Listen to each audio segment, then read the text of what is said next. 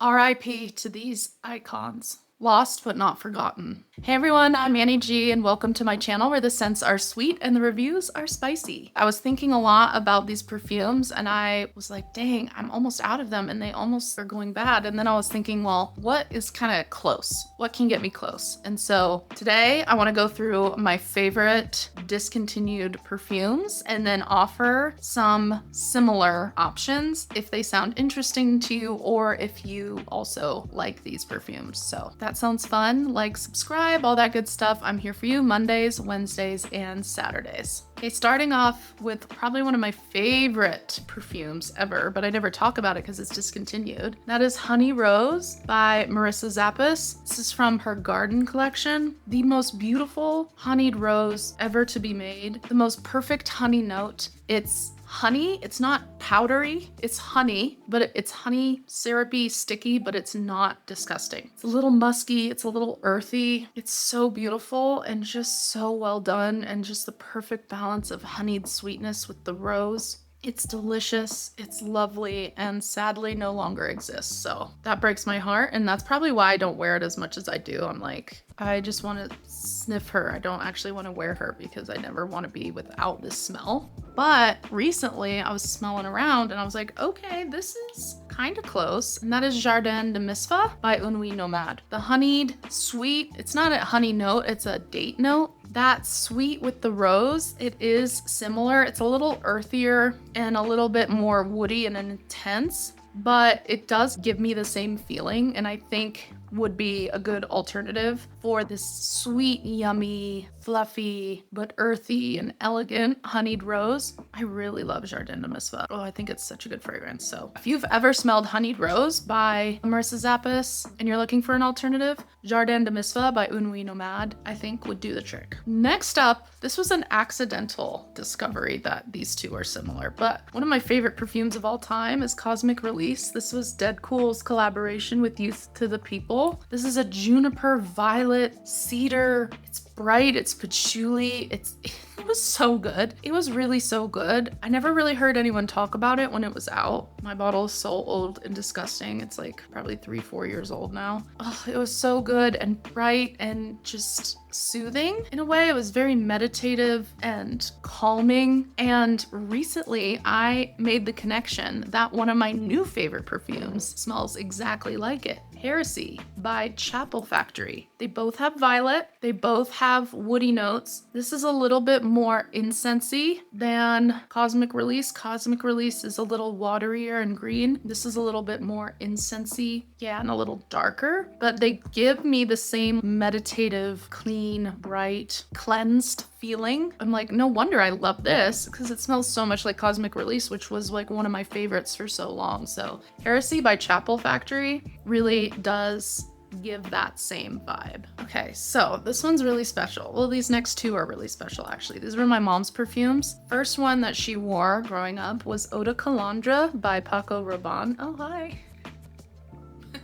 Anywho, I have this little splasher that I found. It's just so hard because it's so old now, but it's a peppery, bright citrus with oak moss and vetiver. It's a little clean, but it's spicy. I just remember thinking my mom smelled spicy when she wore this, but it's iris and rose and lily of the valley. It has a little ylang ylang, but the top is geranium, bergamot, and lemon. So citrusy, bright, and I think with the vetiver and oak moss, that's what makes it feel spicy. There's no actual spice notes in here, but it's so beautiful and I just loved smelling this on my mom. I mean, this has gone bad, so it doesn't give me the same feeling, but I realized a modern perfume that does give me that same feeling is Le Lion de Chanel. It has that kind of zesty, bright bergamot at the top, but this is a little woodier, leatherier at the base. Eau de Calandre has a lot more florals in it, whereas Le Lion has more of that earthy labdanum amber at the base, but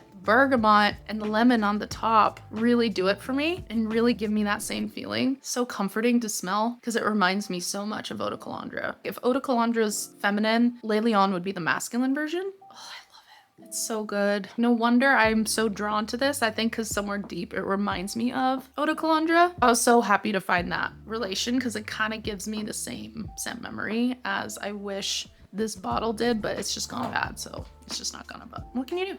Next, my mom's other perfume that she wore growing up was Deci Dela by Ricci. Oh my god, this bottle sitting on my mom's vanity just reminds me of growing up. Like, how fun. Like, how 90s. Are you kidding? This is a 90s perfume, okay? This is a musky, fruity floral. I can't believe she wore it. It's so crazy that she was drawn to this. She's not really a super feminine gal. She's a farm gal. She's kind of a tomboy. One of the boys had a bunch of brothers. But she loved this thing. And it's peach, and it's nectarine, and it's musky, and apricot, raspberry, red currant, sweet pea, rose, freesia, jasmine. I mean, all these really, really 90s floral, bright, fruity notes. And then the base, though, the resins and the patchouli and the cypress, the vanilla, sandalwood, I think that is what she really loved, was the dry down. This has gone off a little bit, but it's still, I can smell it in there, and I'm taken back. But what I realized is that it smells exactly like Fricasse. And I think that's why I like Fricasse so much. It's that peachy, musky, fruity, floral, elegant, kind of vintage feeling woman. I think that's why I'm so drawn to this. It's because something about it reminds me of Deci Dela. And you can still get Fricasse. You can't get Deci Dela really anymore, new at least. So I was like, oh my gosh, no freaking wonder. Because this has the peach, some of the same florals, and then some similar base notes. So it really does kind of apples to apples. It's really interesting that I would be so drawn to this, knowing that that was my mom's scent growing up. Maybe that's why I'm so drawn to it. And it's so comforting to me. So anyways, that was a fun discovery. Next is Deci Black Edition. This was my high school perfume. Like, I wore this so much. I swear to you that it smelled different than the regular Deci. I swear to you that the black version was what we now call Oh So Intense, but I can't find my bottle. It was at my mom's house. I think she might have thrown it away, but I swear to you it smelled different than just regular Deci. But maybe I'm just making things up because it was in a black bottle. Anyways, they don't make this version anymore, and I swear it's different than the ones you get now, but when I smell Versace Yellow Diamond, that's what that smells like to me. Versace Yellow Diamond smelled like Deci Black Edition. Do you ever smell the similarity between Versace Yellow Diamond and Deci? To me, they smell so similar, but the notes really aren't similar. Deci had violet leaf, grapefruit and strawberry, violet flower, gardenia, jasmine, white woods, musk, vanilla, and Yellow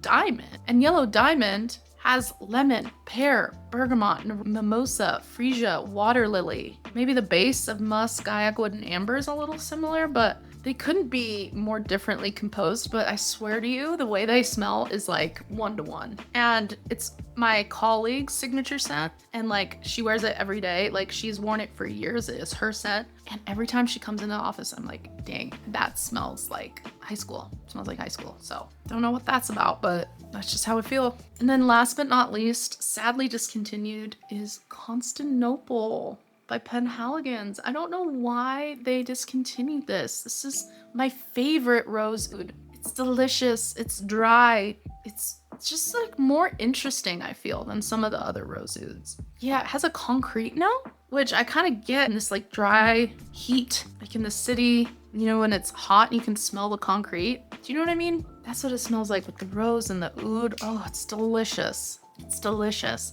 I get so many compliments on this. It's got pink pepper at the top, patchouli, vanilla, moss at the base. I guess there's technically no oud listed in here, but I smell oud, so I don't know what that's about. But something, really any rose oud is gonna smell like that. It does feel woodier and like a little drier and spicier than like Satin Mood Extrait. But I have found that Shoggoth Oud Elixir is the closest woody rose, oudy rose that I've found. It's a little bit more animalic oud, whereas this is like just like a dry woody oud. If there is even oud in there, it's not listed, but I swear to you there is. But this kind of gives me the same vibe. But I'm just so sad they discontinued this, because I think it's really like interesting for that rose woody combo. But this, as far as like some of the sweeter rose ouds go, is like the closest I've found. Okay, and those are some discontinued icons. Sadly, gone but not forgotten, but some alternatives that kind of